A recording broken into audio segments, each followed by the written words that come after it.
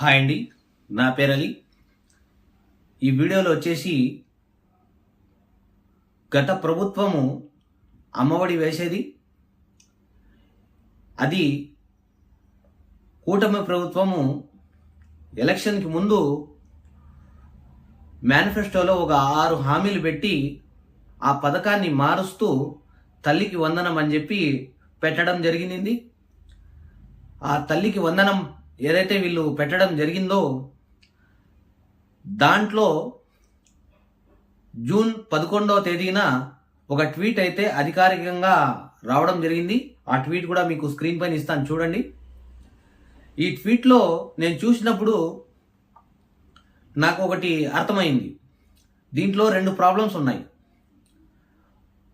Problem number 1, ఏదైతే వీళ్ళు లెక్క ఇక్కడ చెప్పడం జరిగిందో స్క్రీన్ పైన, ఆ లెక్క ప్రకారంగా మనం చూసినట్టయితే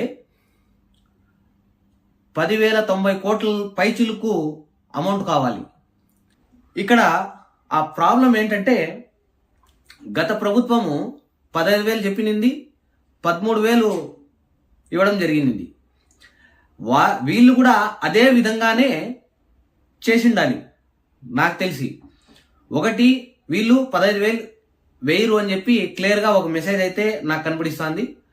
లేదా ఏదైతే వీళ్ళు సంఖ్య చెప్పినారో 67,27,164 మంది, ఆ సంఖ్య ఏదైతే ఉందో దాంట్లో కొంతమందికి పడకపోవచ్చు. ఈ 2 ప్రాబ్లమ్స్ నాకైతే కనబడిస్తున్నాయి. అది ఏంది, ఎలా జరుగుతుంది అనేది మనము 12వ తేదీన చూస్తే మనకు అర్థమైపోతుంది.